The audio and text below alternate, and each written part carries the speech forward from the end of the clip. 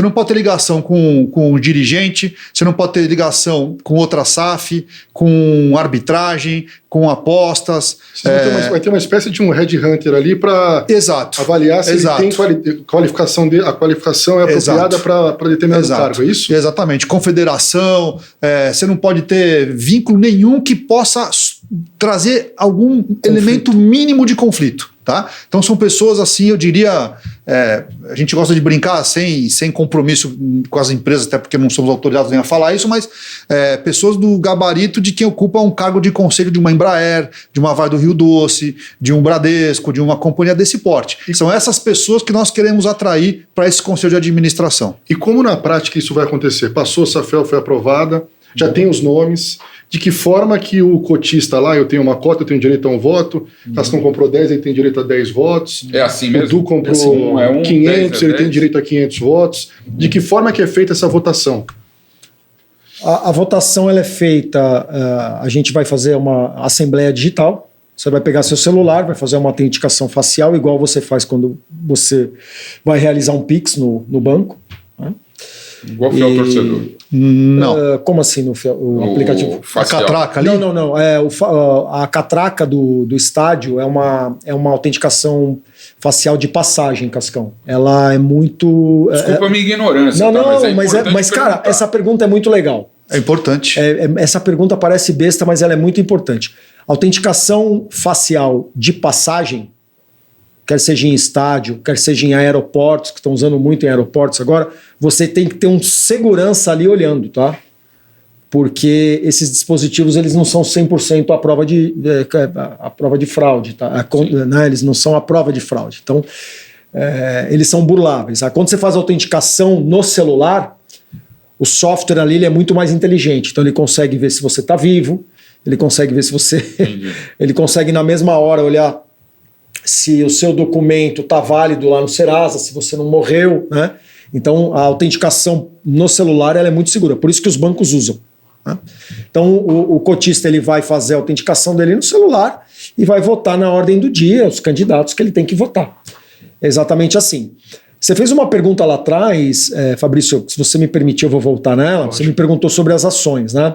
Quando nós viemos aqui na primeira versão do projeto, a gente tinha uma espécie de camadas, né? Grupos, camadas. Não tem mais isso, tá? Então só tem uma ação de torcedor. A ação é igual para todo corintiano. No valor da torcida organizada R$200. É isso. O valor unitário da ação é R$200. E tem que ser fiel ao torcedor. Tem que ser fiel ao torcedor para poder comprar. O fiel torcedor ele vai ser remodelado no nosso projeto, tá? Nós vamos criar uma categoria do fiel torcedor que não é voltada para compra de ingressos. Por quê, Carlos?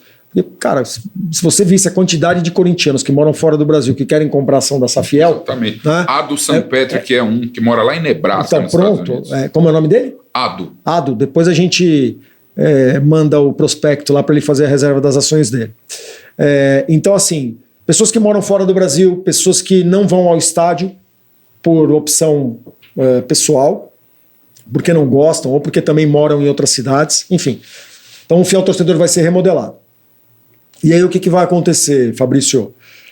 As ações são iguais para todos os corintianos, o que muda é a quantidade de ações que cada corintiano quer ou pode comprar. Né? Bom, como é que a gente trabalhou esse processo para garantir o máximo de democracia? Então, primeira coisa, existe um limite máximo de voto para ninguém ter controle individual desproporcional. Que é de 1,8%. Isso. Mas, muito além disso, nós organizamos a distribuição de ações por potes. Uhum. Isso é muito importante. Isso é legal explicar de forma didática. Isso é muito legal para o torcedor entender. Eu vou dar uma arredondada aqui para a conta ficar mais fácil. Porque eu sou meio burro, então eu preciso entender melhor isso. Não, isso é legal. Essa forma de explicar é bacana. Legal.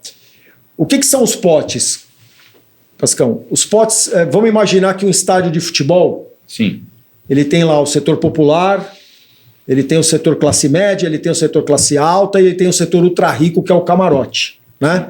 O pote é mais ou menos isso. Eu vou pegar o total de ações que eu tenho, que seria o total de lugares que eu tenho no estádio, e vou separar, olha, aqui é ingresso popular, aqui é ingresso classe média, aqui é ingresso dos que têm mais dinheiro e aqui são os camarotes do ultra rico. Ninguém vai invadir o espaço de ninguém. Todo mundo vai ter o seu lugar no estádio. Né? Então, se a gente fizer continuar na mesma analogia, você vai perceber que por mais dinheiro que as pessoas que têm camarote possuem, né, existe muito mais assentos populares do que lugares em camarote. Sim. A lógica da Safiel é a mesma. Eu posso ter uma discrepância grande de valor de ações entre indivíduos, mas no cômputo geral eu tenho um equilíbrio de grupos. Ou seja, eu tenho muitos corintianos com poucas ações e poucos corintianos com mais ações. Então isso cria, por mais que eu tenha, de novo, uma simetria entre indivíduos, eu tenho um equilíbrio entre as comunidades. Tá? Então, serão 3 potes. Que é algo importante que você falou. Muito importante. Porque o pessoal fala, pô, mas peraí, quem tem mais grana vai mandar mais. Tá errado, quem fala isso tá errado. E você quer ver, Cascão? Mas e o poder de voto? Acabei de explicar.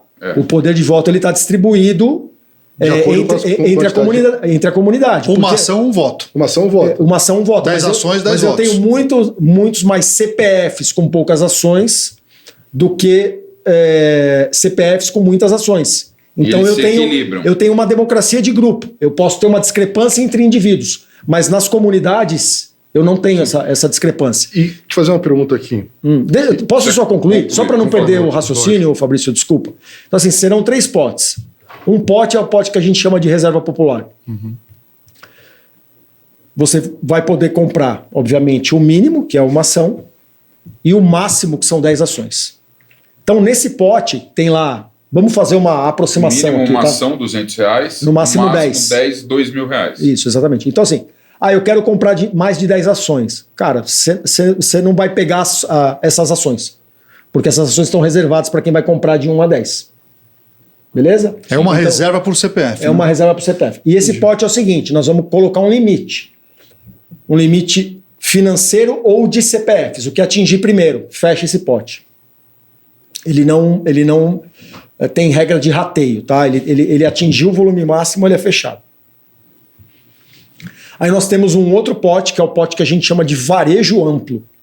Esse que vai pegar a maioria dos corintianos. Então vai pegar lá classe média baixa, classe média média, classe média alta e talvez algumas pessoas mais ricas na ponta. Então aqui vai de 11 ações até 15 mil ações. Carlos, quanto custa se o cara quiser comprar 15 mil ações? Custa 3 milhões, 15 mil ações. Então você vê que aqui tem uma amplitude grande. Né? Aí eu tenho o último pote, que é o pote que seria acima de 15 mil ações até o limite máximo de 1,8. Então vamos imaginar que nesse pote eu tenha, só para arredondar a conta, tá? Eu tenha 33% das ações nesse pote mais alto. Isso significa o quê?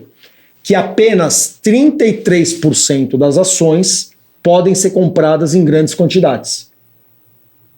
Tá bom? Vamos continuar nessa lógica. Legal, Carlos. O limite máximo aqui é 1,8? É 1,8. Bom, então se eu tenho 33% e o limite é 1,8, vamos considerar aqui que não cabem mais do que 30 corintianos nesse pote comprando 1,8. Você concorda? Quer dizer, muito mais. 20 corintianos. 16 corintianos. 16 corintianos. 16 vezes 1,8 já dá mais do que os 33%. Então o que vai acontecer se eu tiver 40 corintianos querendo comprar 1,8 de ações nesse pote? Morreram os outros 2 potes. Não vai conseguir. Não, nenhum pote invade. Não há invasão de potes. Os potes são isolados exatamente por isso. Se eu tiver 40 corintianos querendo comprar 1,8, deu muito mais do que os 33%. Deu o dobro. O que acontece? Todos são cortados pela metade. Há um rateio linear. Então, na prática, esses 40 corintianos só conseguiriam comprar no máximo 0,9% de voto. Entendi. Então, quando a gente fala 1,8, dá a impressão que eu vou ter muitos corintianos comprando 1,8. Não, primeiro, não vai ser possível, porque apenas menos de 1/3 das ações estarão nesse pote, onde se pode comprar grandes quantidades. Segundo, se eu tiver mais do que 15, 16 corintianos, já começa a ter rateio. E até que grau de parentesco pode comprar? Segundo grau. Segundo grau. Veja, na verdade, quando a gente colocou o limite de 1,8, né, surgiu logo a preocupação. Bom, e como é que eu vou impedir grupos, né? Imagina, eu vou comprar minha esposa, meus filhos, e eu tenho uma família grande e eu consigo ter uma concentração. Então nós restringimos, 1,8 por parentes até segundo grau. Isso vai ser feito lá uma análise na hora da reserva, ok?